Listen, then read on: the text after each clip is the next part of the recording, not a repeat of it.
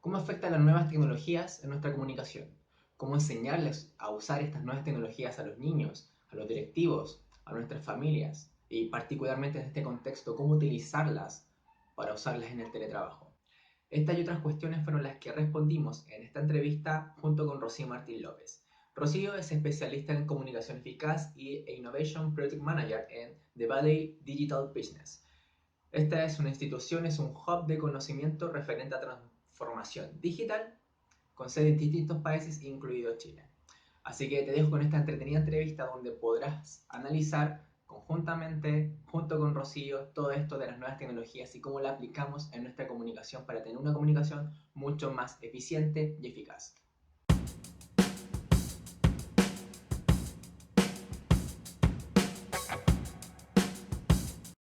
Bueno, Rocío, muchas gracias por la asistencia. Nos costó un poquito coordinarnos, pero aquí estamos, esa es la idea. Así que muchas gracias por el tiempo también. Gracias. Genial. Bueno, Rocío, para empezar, primero me gustaría que hablases de ti. ¿Quién eres? ¿A qué te dedicas? ¿Qué es lo que haces? ¿Cuál es tu pasión? Ese tipo de cosas. Bueno, yo soy Rocío Martín, me licencié en comunicación audiovisual, ya apuntaba maneras para aquel entonces porque me propusieron licenciarme en periodismo, que era de escribir y demás, y era como, no, no, no, tengo claro que quiero comunicar en diferentes plataformas. Lo que no sabía es que años después ese inicio de pasión se transformaría en, efectivamente, en enseñar a hablar en público a la gente a través de diferentes plataformas, tanto a la hora de ejercer este trabajo como a la hora de ejercer el trabajo que realizo también como Product Manager en The Valley. The Valley es un hub de innovación, un hub de conocimiento donde enseñamos a los alumnos transformación digital, cómo adaptarse al nuevo entorno y también utilizamos muchísimas plataformas distintas. Entonces, todo ello, nuestro espacio de reconocimiento facial, pantallas interactivas, espacios inmersivos, también contribuyen a la hora de enseñar a comunicar en esas plataformas. Y bueno, mi guión en la vida es un poquito también esa, democratizar el acceso a la comunicación, democratizar ese acceso a saber comunicar y a que eso pueda suponer un punto de inflexión en carreras profesionales y también personales. Y cuando hablamos de saber hablar en público, de comunicar de una forma eficaz, no solo lo estamos haciendo de saber liderar una carrera o una trayectoria profesional, sino también en evitar malos entendidos personales, en fomentar y mejorar la comunicación en todos los aspectos. Perfecto, excelente. Ahora, yo te conocí en un viaje que realicé a España, de ahí compré uno de tus libros que es Neotelling. ¿Nos puedes explicar un poco el concepto que redondea sobre Neotelling? Exacto. Neotelling es un concepto que creo en 2015 porque empecé a detectar cómo, por un lado, se enseñaba a hablar en público, pero nadie enseñaba ese hablar en público con nuevas tecnologías.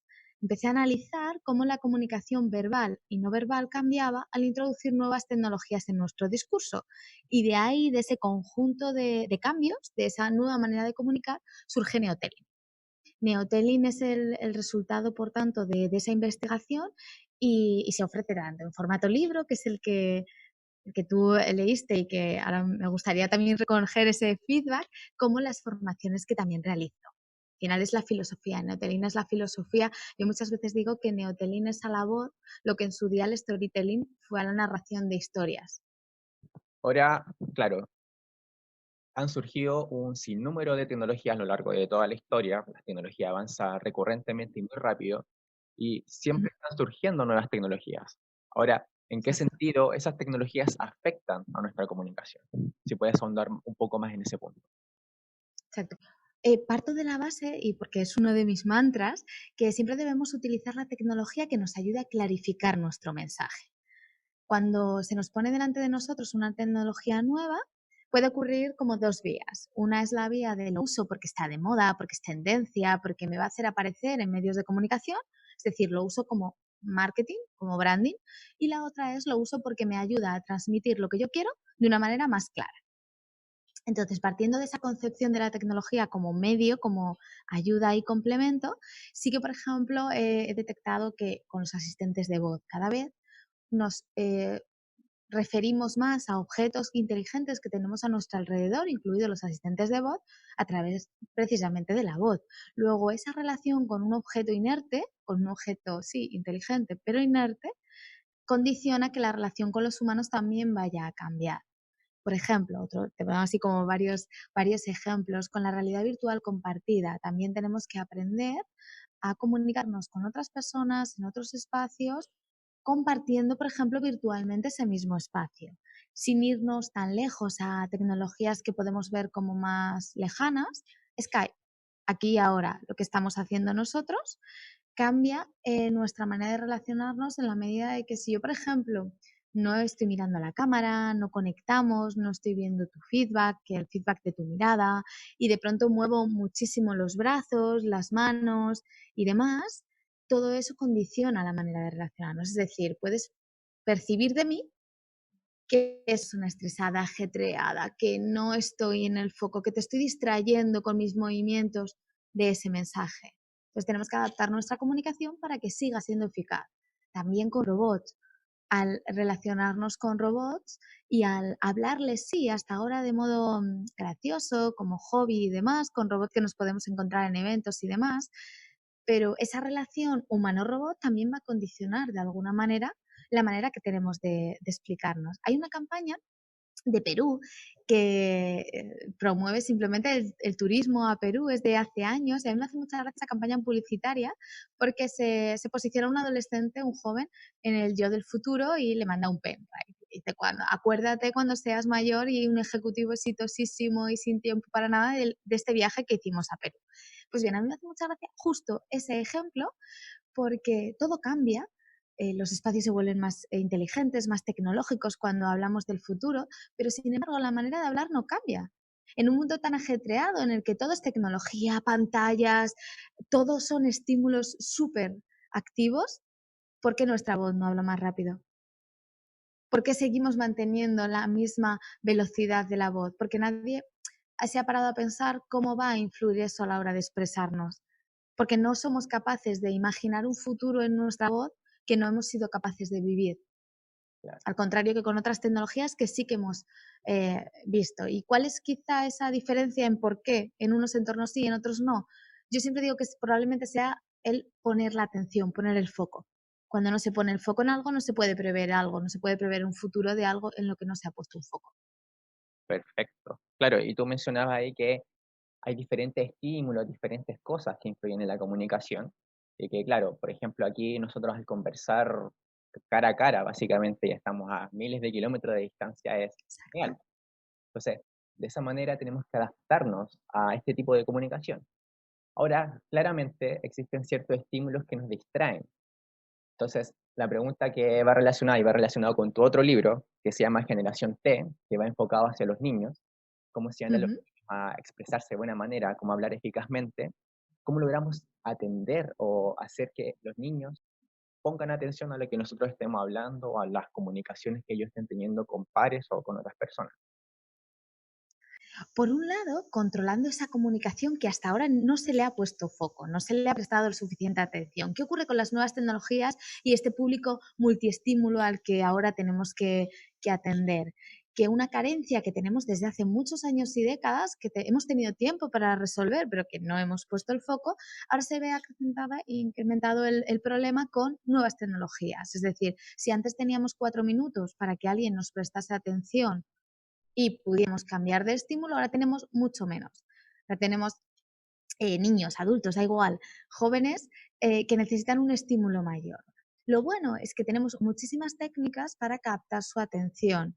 Lo malo o lo peor es que todavía no somos conscientes realmente de esa importancia.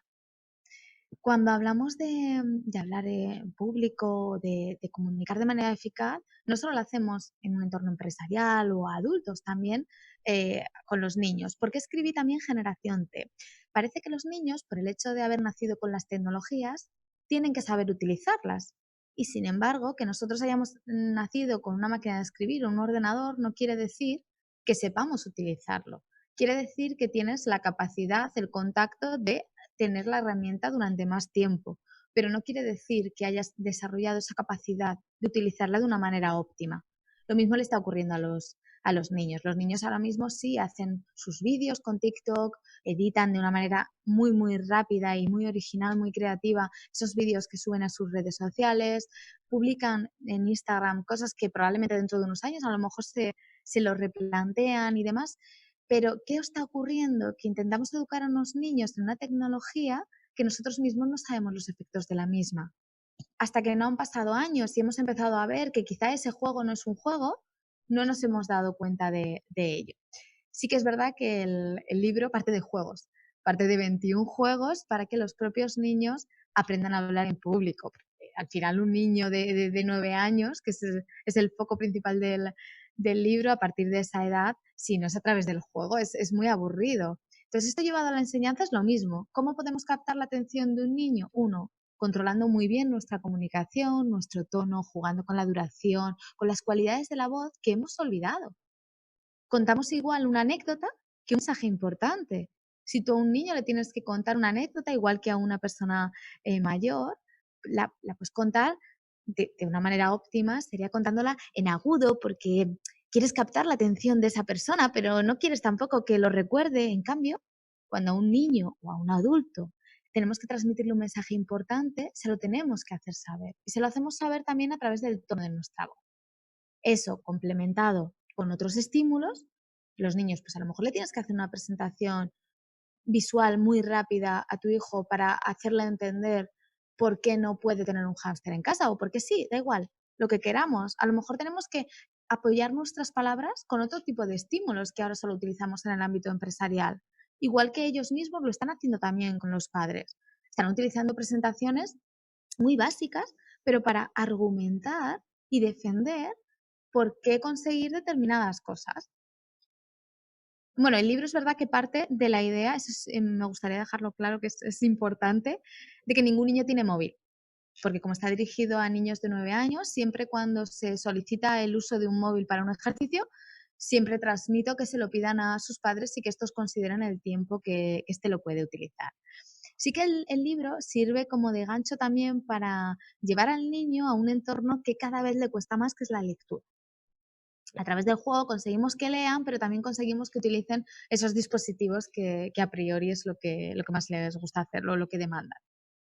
Excelente. Ya, me gustaría aportar ahí un dato ahí. El otro día estaba leyendo justamente que utilizando un juego que es bastante famoso entre los niños y adolescentes, que se llama Minecraft, no sé cómo será en España, ya, aquí También, en Chile y en Latinoamérica es bastante conocido entre sí. ese Aquí target. se utiliza mucho en colegios, sobre todo Minecraft Education, se Eh, está cada vez más utilizando. a Dentro de la novedad, todavía sigue siendo novedad, pero cada vez está siendo más utilizado. Exacto, y esa es justamente la novedad que leí, justamente utilizando esta herramienta que es un juego básicamente, logras transformarlo, darle un vuelto de tuerca para generar educación y enseñanza a los niños para que aprendan de forma mucho más lúdica, Mm, que va Exacto. relacionado. Al final, claro, el modelo educativo también cambia. Hasta ahora educábamos para, bueno, pues para generar esa población ejecutora que nos había hecho falta, y ahora de pronto el modelo cambia y lo que tenemos que enseñar es a inspirar a esa creación de oportunidades laborales individuales desde el punto de vista de que tú mismo seas capaz de conseguir un negocio, de conseguir tus metas, de conseguir de que seas capaz de pensar, no solo de ejecutar. Y a eso la educación tenemos que cambiarla. Es curioso porque seguro que te ha ocurrido también a ti. Todos hemos tenido un profesor que le mirábamos en algún momento de nuestras carreras y decíamos, madre mía, lo que sabe, pero lo poco que lo sabe transmitir, y lo dábamos por hecho. Era un más de, en algún momento de tu vida te vas a encontrar con este tipo de profesional. Sin embargo, ahora eso ya no lo podemos permitir, porque al final, si sabes mucho y no lo sabes comunicar, te puedes dedicar a la investigación, pero no a ser docente, porque el objetivo y la misión de un docente debe ser inspirar a las personas que tienen enfrente y cambiarles la vida. Al final el reto es muy importante. Genial. De ahí también otro concepto que mencionas en el libro que va relacionado con lo que hemos hablado es la omnicanalidad. Más o menos puedes explicar a qué te refieres con eso. Exacto. La omnicanalidad es el momento o la situación, la filosofía, al final la situación actual que vivimos. Cualquier persona vive en un mundo online y offline a la vez. Y es esa misma persona la que transita por dispositivos móviles, por PC, por un entorno físico en el que relacionarse con una marca, y todo ello también lo tenemos que llevar a la comunicación. Si solo establecemos una comunicación unidireccional o de un solo monoestímulo, nos estamos perdiendo el resto de la variedad de estímulos que podemos ofrecer. Si solo impactamos a una persona en un determinado canal, como es por ejemplo el online, nos dejamos la parte física. Si solo lo hacemos en la parte física y no contamos con nada digital, nos estamos dejando también una parte.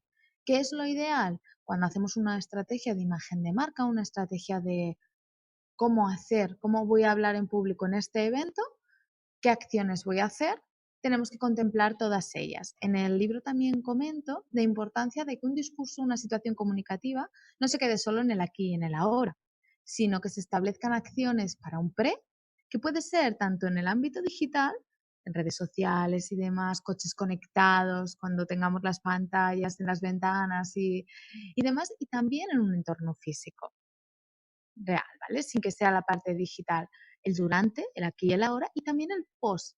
¿Qué acciones vamos a hacer para que nuestro evento esté aquí y ahora, se recupere más tiempo? Todo ello es comunicación eficaz y comunicación omnichannel en los diferentes canales. Claro, es Y diferente. por cierto, a mí me gusta también mencionar, hablando de omnicanalidad, el aspecto que más se conoce es el omnichannel de marketing, el de comunicación desde el punto de vista de que el usuario esté en el ámbito online y offline a la vez. Pero sí que me gusta mencionar que cuando nosotros hacemos un evento y queremos hablar ante un público offline, ante un público online, hacer difusión, o sea, generar una difusión, una viralidad en redes sociales, tenemos que escuchar mucho o analizar el omnichannel técnico o de infraestructuras, que me gusta llamarlo a mí.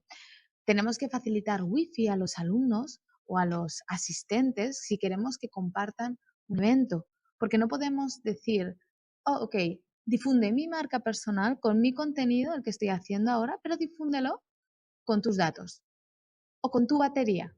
Entonces, el wifi y los enchufes son claves en cualquier evento, en cualquier situación comunicativa de larga duración, si queremos generar esa viralidad. Claro, perfecto. Genial. Es tener considerado todos los aspectos para favorecer la comunicación en todos los canales, básicamente. Justo. Excelente.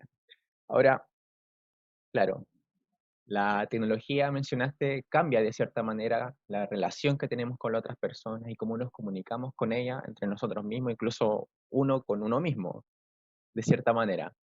Ahora bien, ¿cómo influye en eso, la tecnología, el neotelling, en la persuasión que nosotros podemos tener en los niveles de influencia, liderazgo, qué sé yo, comunicación efectiva, en el ámbito de la comunicación en general? Por ejemplo, parto de un ejemplo para comentar este punto. Si cogemos un móvil y nos hacemos un selfie, miramos a cámara. Transmitimos todo de nosotros mismos. La foto queda estupenda. Se ve que has mirado a cámara y demás. Ahora, si tenemos que hacer una videoconferencia móvil, nunca miramos a cámara. Siempre solemos mirar a la parte frontal de la pantalla para ver a la otra persona que está del otro lado. ¿Qué ocurre con esto? Nuestra persuasión baja, porque podemos hacer la prueba y de hecho a los televidentes, a los oyentes, tanto por podcast como por vídeo, les animo a que hagan esta prueba. Saquen una foto mirando la cámara, mirando a la parte central de la pantalla y mirando a la parte inferior de la pantalla del móvil. Observarán cómo al mirar a la mitad de la pantalla y al final, tu mirada parece triste, parece que tenemos los ojos cerrados, porque la cámara me está enfocando desde arriba. No puedo ser persuasivo si no te estoy mirando, si no estoy estableciendo ese match con la otra persona. Si no utilizo por ejemplo, otro ejemplo, si no utilizo mi voz en una llamada telefónica y no la utilizo de manera correcta, no puedo tampoco conseguir esa persuasión, esa influencia.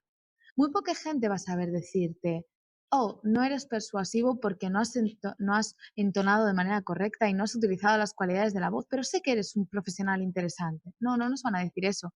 Simplemente nos responderán, no sé por qué, pero no compro tu argumento. Por eso es importante. Otro ejemplo más para la importancia de utilizar las cualidades de la voz, los gestos, con las gafas, por ejemplo, de realidad virtual.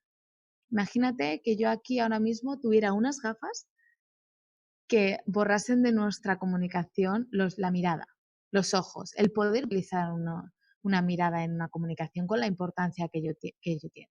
Si no sabemos utilizar la voz, estamos perdidos. Yo ahí tengo como una cita en el libro que no sé si has llegado, que es cuando la mirada muere, es la voz la que lo resucita, porque es la voz la que es capaz de transmitir esa potencialidad de la mirada o de esa emoción que queremos transmitir cuando la mirada no está. Claro. Entonces, todos los sentidos y todas las formas de comunicación pueden salvaguardar de cierta manera cuando falla una. Exacto, justo. Lo importante está en encontrar el equilibrio, porque desgraciadamente en la comunicación la incoherencia prima sobre la coherencia. Si todo lo hacemos muy bien, gestos, voz, argumento, contenido, todo, y la mirada falla, lo que prima es la mirada. Si la mirada es correcta, gestos son correctos, el contenido perfecto y falla la voz porque estoy transmitiendo inseguridad cuando hablo, no transmito credibilidad, nadie me va a creer. ¿Vale? Todo tiene que ser coherente. Claro, todo tiene que ser coherente. Me quedo con esa frase muy, muy importante dentro de la comunicación, la coherencia. Eh, Ahora bien, claro, siguiendo un poco con los niños, con tu otro libro, Generación T, ¿cuál será la forma más efectiva, aparte de los juegos, quizás y otra forma, de enseñarle oratoria a los niños, de cómo acercar, y no solo a los niños, sino que a los adolescentes, incluso a los adultos? ¿Cuál, según tú, según tu experiencia, será la mejor forma de enseñarles todas estas técnicas, esta herramienta que realmente resulta vital para los próximos años? Bueno, para mí es la práctica. Podemos enseñar de manera teórica o de manera un poquito práctica a través de dinámicas y demás cómo hacerlo, pero para mí el principal elemento de aprendizaje de la oratoria, sea cual sea la temática elegida, es la propia práctica.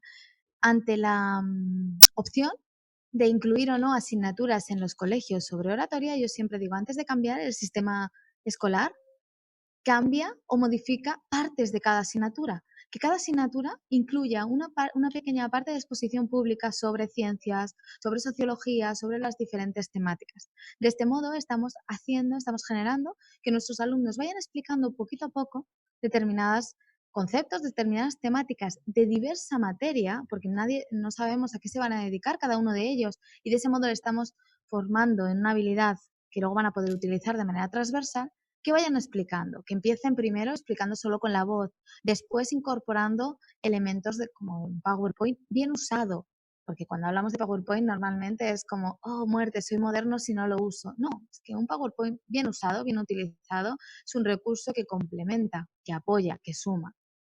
Entonces, empezamos también diciéndole, tienes que aprender comunicación, oratoria en entornos digitales, hagamos reuniones en remoto, simulemos una situación de trabajo para los niños los preadolescentes, los niños, simula también explícame, por ejemplo, a qué te quieres dedicar de mayor. Ahí estamos extrapolando una situación comunicativa posterior a la situación de cualquier profesión necesita formarse en comunicación, que es algo que también ahora tenemos como que desterrar un poquito. Entonces existen muchas alternativas para irlo haciendo. ¿Qué sucede?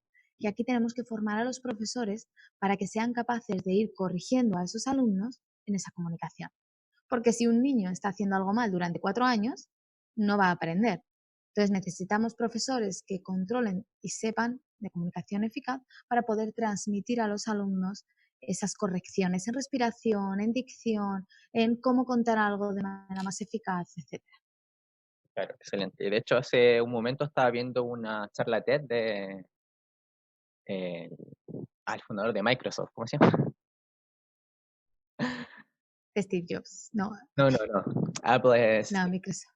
Sí, sí, sí. Ya. Digo, es que son los super gurús, pero ahora de pronto los nombres. Surgen, exacto. Bueno, estaba viendo una charla TED de él, hablaba justamente del feedback, no solo como herramienta para los alumnos, sino que también para los profesores, para mejorar sus niveles de enseñanza, básicamente. Exacto. Yo siempre digo, venimos con un lastre, que es la sociedad te ha transmitido que o sabes comunicar o no sabes comunicar. Luego, si te posicionan en el bando de no sabes comunicar, estás perdido. ya tienes ese lastre para toda la vida y no puedes aprender. No, es mentira. Y cuanto antes reconozcamos que es mentira y que con una formación puedes mejorar tu exposición pública y puedes comunicar de una manera eficaz, altamente eficaz, antes conseguiremos ir avanzando en cada esfera de la vida pública. Al final, cuando yo siempre pregunto, ¿cuántos años has aprendido inglés? ¿Durante cuántos años te has formado, por ejemplo, tú para aprender inglés, aprender otro idioma? Unos 10 años, diría yo. 10. ¿10, quizá? Y en cambio, ¿cuánto tiempo le hemos dedicado a aprender a comunicar? Bueno, yo estoy desde los últimos 2, 3 años aproximadamente. Así de lleno. Claro, pero de manera libre, porque tú has querido profundizar en ese aspecto. Si no, en colegio, instituto y universidad no nos han enseñado a eso.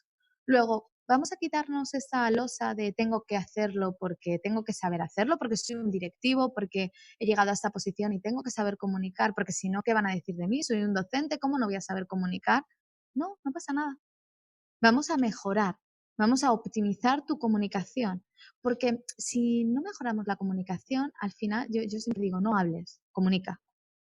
Si no hacemos esa comunicación de manera eficaz, estamos hablando, pero llega un momento que es igual que si te quedaras en casa. Si invertimos el tiempo en transmitir un mensaje, tengamos la certeza de que el mensaje llega. Y es más, tengamos la certeza de que estamos transmitiendo como mensaje importante aquello que nosotros consideramos que es un mensaje importante. No dejemos en el libre albedrío de la persona que nos escucha qué es lo importante y qué no. Claro.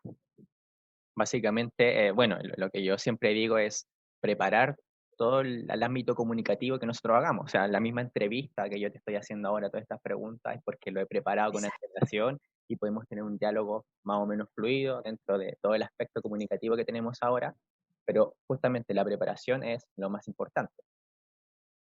Es vital porque ponemos el foco en aquellos mensajes que queremos transmitir y también, aparte de esa preparación, el feedback. Tenemos que ser capaces de escuchar la otra parte, no solo en la parte verbal, sino en la comunicación no verbal. Muchas veces estamos en una conferencia, sabemos que estamos aburriendo y seguimos. Decimos que pase pronto.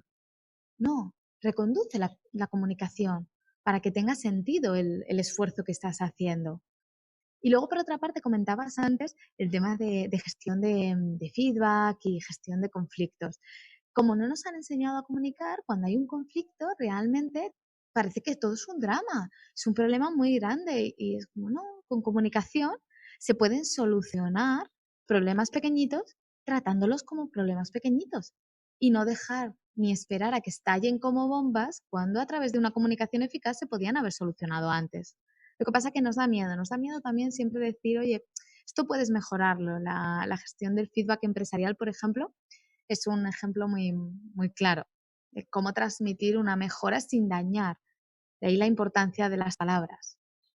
Exacto. Y ahí vamos retrocediendo un poco también, tiene sentido la coherencia. Básicamente, no solo la coherencia en lo que nosotros hacemos, en lo que hablamos y en cómo nos comunicamos no verbalmente, sino que también en el contexto que rodea la comunicación. O sea, evidentemente yo me he topado con muchas personas que malinterpretan cosas porque están en otro contexto distinto al entorno comunicativo que están teniendo con otras personas. Entonces, se enojan, no tienen buen control emocional y todo eso pasa porque no se instalan dentro del contexto comunicativo que están teniendo ahora, no en el pasado, no en el futuro, sino que ahora. Exacto. A mí me gusta recordar, es una foto muy, muy famosa, muy mítica, pero que clarifica de manera muy evidente lo que justo tú acabas de comentar. Una persona está frente a un 6 y la otra persona está frente a un 9. Una persona dice es un 6, la otra es un 9, pero nadie se pregunta sobre el marco comunicativo. O sea, nadie da un paso para atrás y dice, vale, ¿por qué tú ves un 6? ¿Por qué yo veo un 9? No, ambos nos quedamos en el tengo razón.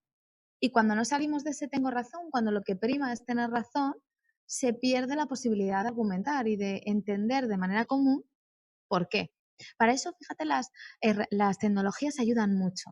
Nosotros, por ejemplo, aquí en The Valley utilizamos mucho a la hora de acompañar a empresas la realidad virtual, en concreto Google Tilt Brush, que es una herramienta que nos permite dibujar en 3D diferentes elementos, los que cada empleado quiera. ¿Para qué lo utilizamos? Pues imagínate que tenemos una empresa que quiere diseñar los espacios del futuro, porque se quiere plantear cómo son las cocinas del futuro, cómo es un espacio. O, por ejemplo, diseñar un coche. Me dedico a la automoción, ¿cuál va a ser mi coche del futuro? Podrías hacerlo sin esta tecnología, podrías utilizar un papel y hacerlo ahí. ¿Qué ocurre?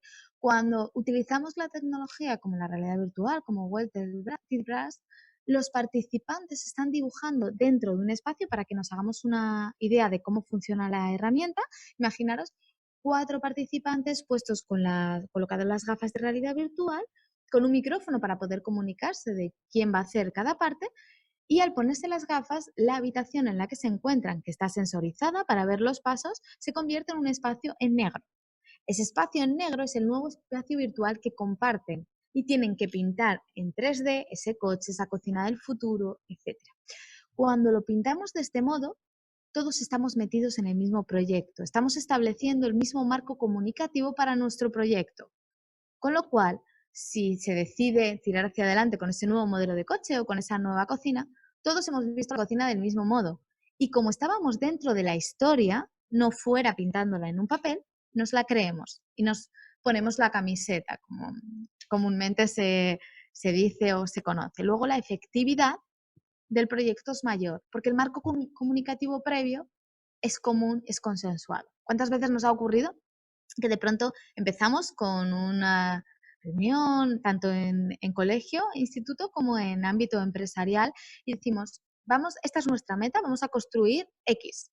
Y cuando se construye X, cada uno esa X la veía de una manera distinta. Y no vale el camino tomado. Entonces, gracias a la tecnología bien utilizada y bien elegida, podemos evitar eso. Y que la comunicación sea eficaz desde el primer momento, no cuando ya hemos avanzado en tareas. Claro, básicamente, y como tú bien mencionabas, tiene relación bastante con resolver los conflictos incluso antes de que se produzcan, porque de hecho se dan las malas interpretaciones que te mencionaba y eso después se escala a niveles insospechados muchas veces, y particularmente en las empresas donde no tienes una relación tan cercana con las personas en general, entonces todos los conflictos pueden estallar muy fácilmente. Exacto. Y sobre todo porque no estamos acostumbrados a ir a esa persona y decir, ¿qué pasó? ¿Lo hablamos? Y se soluciona. Sin embargo, lo que hacemos en una comunicación de 2 personas es, a mí me han ofendido, yo voy y le digo a la persona, oye, mira, para otra vez no lo tomes así, o no se resuelve el conflicto entre dos, lo que hacemos es contarlo. Entonces ya el conflicto se va subiendo sin que esta persona sepa todavía que ha dañado a alguien. Y cuando ya todo un conjunto de empleados, compañeros, da igual, todo un conjunto de personas conocen que esta persona dañó a esta, quizá le llega la onda a ella. Y en vez de esta persona acudir a la primera y decir, vale, la primera no se atrevió, a ver si la segunda se atreve a decir, oye, perdona, me he enterado de que te he molestado, tampoco lo solemos hacer. ¿Qué ocurre? Que esta segunda persona coge a su núcleo de personas para reforzar que tampoco era para tanto. Con lo cual, de algo que se podía haber solucionado entre 2 personas si hubiéramos sabido comunicar de manera eficaz y si no nos hubiera importado gestionar ese conflicto de manera indirecta, influye o llega a toda la compañía con los daños colaterales en relaciones que eso genera. Genial, claro, y eso tiene que ver, va todo relacionado evidentemente con, a ver, ¿cómo explicarlo? Con la necesaria adecuación de los equipos de trabajo, bueno, y también de las familias, de los amigos, de establecer verdaderas relaciones donde tú puedas comunicar efectivamente lo que te pasa, lo que sentiste, con tu forma de trabajar, de establecer una relación eficaz. Exacto. Y esto ahora mismo se vuelve crucial en el entorno empresarial, aparte de en el familiar, porque cada vez somos más diversos. Cada vez trabajamos con gente más diferente a nosotros. Y no por ello no tenemos que trabajar con ellos. Tenemos que aprender a establecer marcos comunicativos comunes. Cada persona trabaja de una manera, entonces tenemos que pactar protocolos comunes o pactar maneras de comunicación comunes. Y es distinto, Y bueno, eso incluye también en la parte personal, también pasa. Antes hace muchísimas décadas, había una mayor cantidad de familias que se generaban en un mismo entorno. Ahora cada vez más, por la movilidad geográfica actual, la mayor parte de las familias se componen de miembros de diferentes partes geográficas. Luego, la diferencia entre ellos es mayor. hay mayor diversidad y gracias a la riqueza de esa mayor diversidad tenemos que aprender a comunicarlo para exprimir al máximo de manera positiva esa diversidad.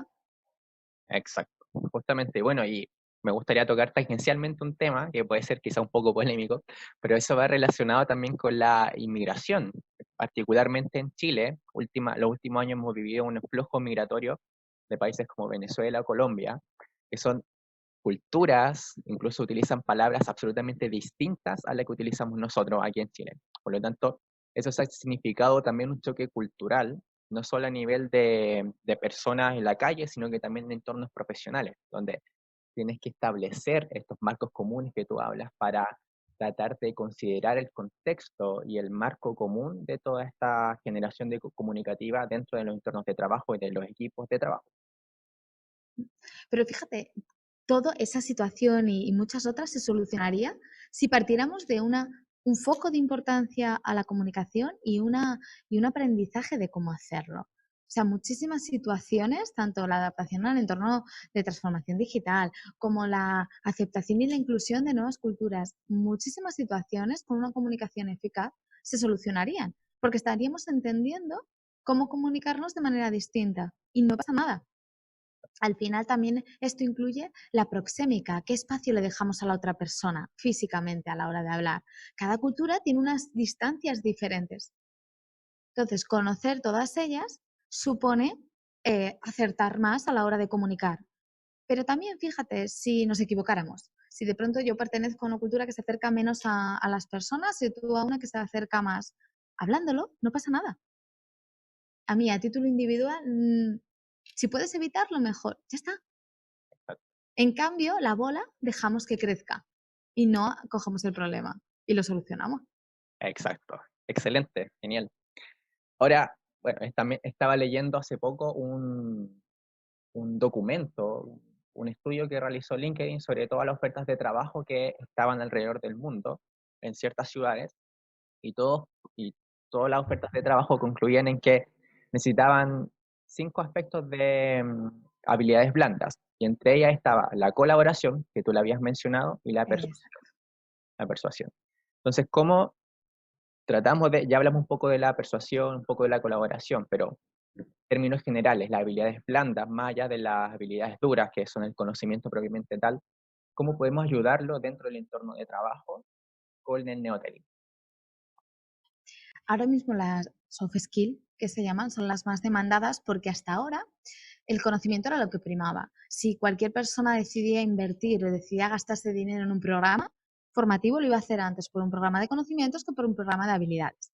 Ha tenido que ser las crisis económicas, la robotización, la automatización de tareas y los muchísimos empleados que se encuentran ahora mismo en esquinas de empresas multinacionales escondidos por no saber comunicar, los que ha generado que a raíz de tener en la cola del paro a muchísimos ingenieros doctorados con 5 idiomas y demás, los que digan, a lo mejor el conocimiento no es suficiente.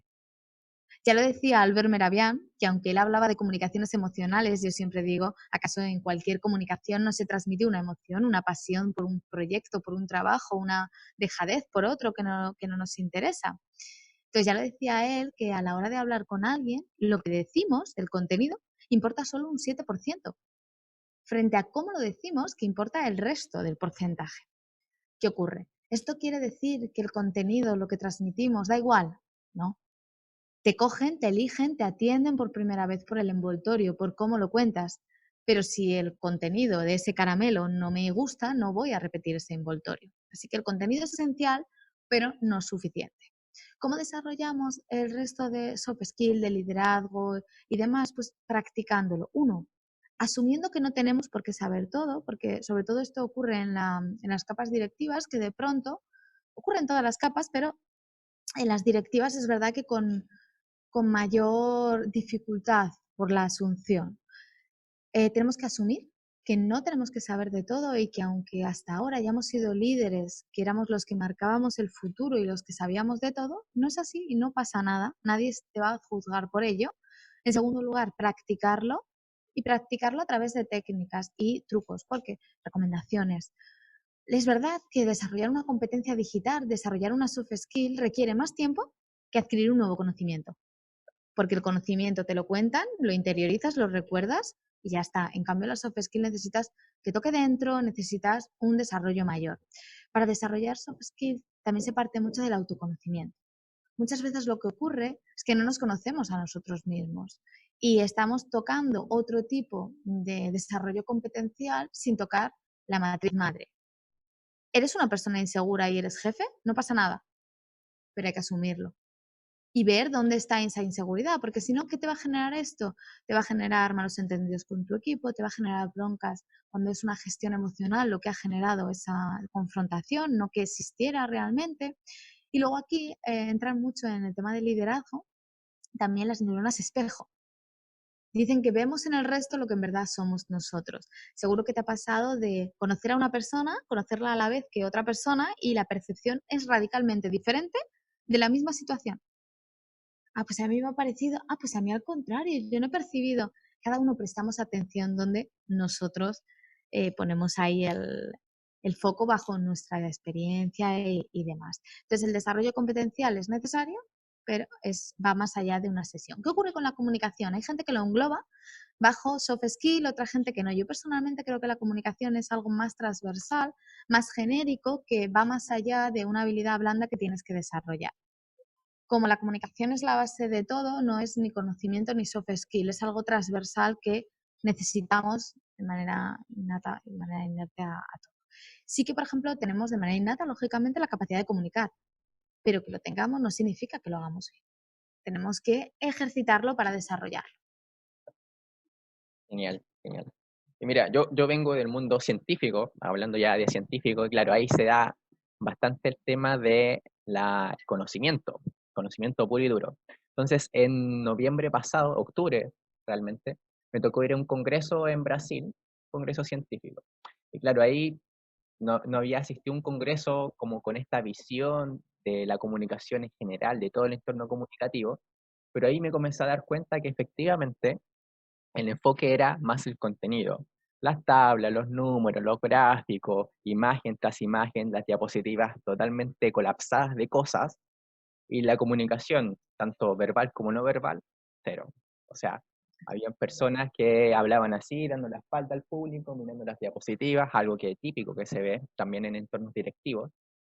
Entonces, me hace sentido justamente lo que tú dices, porque lo he visto, lo he experimentado, que finalmente el conocimiento es solo una capa, es solo el núcleo, pero el envoltorio, los niveles de comunicación efectiva que nosotros podemos entregar, podemos otorgar al, al entregar ese contenido, es también fundamental, es una parte esencial de todo el dulce. Exacto. Yo cuando hago coach con directivos y hacemos prácticas y demás para aprender a hablar en público, siempre obtengo casi siempre como la misma respuesta, que es, vale, la comunicación vale para otros sectores, pero para el mío no. Porque el contenido es lo principal, porque yo tengo que exponer esta información que es esencial y a ver cómo hago esto, si no de otro modo. Y yo siempre le respondo lo mismo, si en tu sector no se está dando importancia a esto y tú lo vas a desarrollar, vas por delante. Que no se haga no significa que no sea necesario hacerse, sino que tarde o temprano va a llegar. Y quien llegue el primero, pues esa diferenciación avanzada que lleva. Genial, genial. Ahora pasando un poquito al tema también de los niños, siguiendo adolescentes, también estoy en el entorno docente, por eso te lo pregunto bastante, algo que me interesa. Aquí en Chile, particularmente en un colegio en el norte de Chile, salió un colegio donde se prohibían los celulares, el uso de los celulares dentro del colegio. Por lo tanto, los niños no podían ir al colegio con los celulares porque distraía mucho tanto a ellos como a los profesores mismos. Entonces, en ese sentido, te pregunto, ¿será una falta, un poco uso de la oportunidad que significa el uso de la tecnología dentro de las aulas, dentro de las salas de clase? ¿O es algo que debería hacerse y debería omitirse totalmente? Es un debate que está, bueno, yo creo que de manera internacional en diferentes países, aquí también en España ocurre, el debate de móviles sí o no.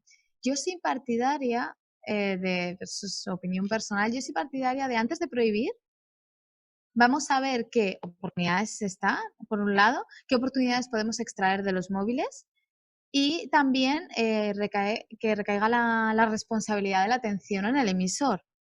El emisor es la persona que tiene la capacidad de atraer a esa gente, a esos estudiantes y captar la atención durante más tiempo. ¿Estamos de acuerdo en que al final hay unas determinadas edades que no le va a interesar lo que dices y lo tienes que impartir por el currículum escolar, así te lo dice? Pero haz un pacto con ellos. O sea, tú tienes que explicar esa materia de una manera atractiva, a ser posible, utilizando diferentes tecnologías, y utiliza los móviles en ese beneficio, para ello. Por ejemplo, podemos utilizar los móviles si estamos dando una clase de ciencias o de ciencias naturales, por ejemplo, para utilizar aplicaciones que ya están hechas de realidad aumentada e ir colocando capas de la Tierra o de lo que estemos dando en ese momento con ese dispositivo. Podemos utilizarlo como vehículo de interacción con el estudiante. Podemos pactar una regla que es: no se entra en WhatsApp ni se entra en X plataformas. Vale, bien. Sí, conozco el discurso de, pero lo van a hacer porque no. Vale, pero otórgale esa confianza y a quien la incumpla le vas requisando los móviles, pero ya que ellos tienen el móvil y debido a los bajos presupuestos de los colegios, no todos los colegios tienen ese dispositivo, siempre y cuando todos los alumnos tengan el móvil y esto no suponga un agravio comparativo en aquellos entornos que no puedan tener un móvil, que en ese caso simplemente lo que yo propongo siempre es hacer dinámicas no individuales sino grupales, de tal manera que siempre haya un móvil en ese grupo. Por ejemplo, un diccionario, utilizar Google Translate a través de esos móviles en vez de hacerles comprar un diccionario en papel es un ahorro de costes para los alumnos. Y ese diccionario no es de compra obligada desde el punto de vista curricular. Sí que puedo entender que tocar el papel lo interiorizas más, etcétera, etcétera, etcétera. Pero podemos utilizar ese recurso de ese móvil y que eso no suponga un coste extra. También podemos utilizar los móviles, sin salir de los idiomas, para que ellos mismos puedan hablar a través de Skype Translator o Google, por ejemplo, Translator con vídeo, con otra gente y que sea la propia herramienta la que le traduzca. De esta manera le estamos otorgando una habilidad psicológica de adaptación a un entorno diverso que van a necesitar en el futuro. Lo que no podemos hacer es extraer toda tecnología de los colegios a los alumnos a los que le tenemos que enseñar a vivir en un entorno tecnológico y luego pretender que su uso sea correcto. Si no le enseñamos a utilizar un dispositivo dentro de un colegio, no podemos pretender que el día de mañana sepan utilizarlo y no abusen de su uso. Claro, y eso va relacionado con la obtención de datos, por ejemplo, que ha estado bastante en boga últimamente, de datos personales dentro de los celulares y básicamente enseñarles a través de estas herramientas del uso de los celulares o de las tabletas, qué sé yo, cualquier tipo de herramienta tecnológica a los niños para que hagan un buen uso, que es justamente lo que tú mencionas y me hace bastante sentido. Exacto. De hecho, hay pruebas, porque hay muchos profesores que introducen estos conceptos en sus clases y para transmitir precisamente la importancia de todo lo que se hace, porque es verdad que todo tiene una consecuencia y hay que enseñárselo a los alumnos. Los profesores se están convirtiendo en content curator. El alumno tiene el acceso a toda la información, pero necesita de un guía que le diga qué fuentes son correctas, cuáles no, de qué fiarse más, de qué no. Y hay un caso que ocurrió aquí en España una profesora de un colegio madrileño que para explicar la viralidad a sus alumnos pintaron entre todos un muñeco en un folio. Era: hola, soy Nico, hazme viral. Entonces quería demostrar cómo en ese tiempo de emisión de un mensaje, o por mucho que tú luego borres ese mensaje, la capacidad que tiene de llegar a mucha gente que no controlas.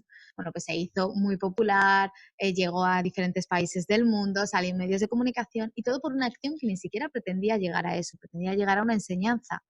Hay muchos profesores que hacen eso. Por ejemplo, lo que comentábamos antes de los móviles, hay un movimiento que es el learning, que es el aprendizaje a través del móvil. César Pollato, si no recuerdo mal, el nombre, lo que hacía era llevarse a sus alumnos a un parque de atracciones. Si yo te tengo que enseñar física y tienes un dispositivo móvil que es capaz de medir a qué velocidad pasa el metro, a qué velocidad caen las atracciones, voy a dejártelo utilizar en esos entornos. De esta manera el aprendizaje es más rápido y la retención mayor. Fascinante eso de las aplicaciones en entornos más fuera del aula de clase. Genial, parece genial. Bueno, Rocío, esas son todas las preguntas que tenía. No sé si quieres agregar algo más, algo como para cerrar la entrevista.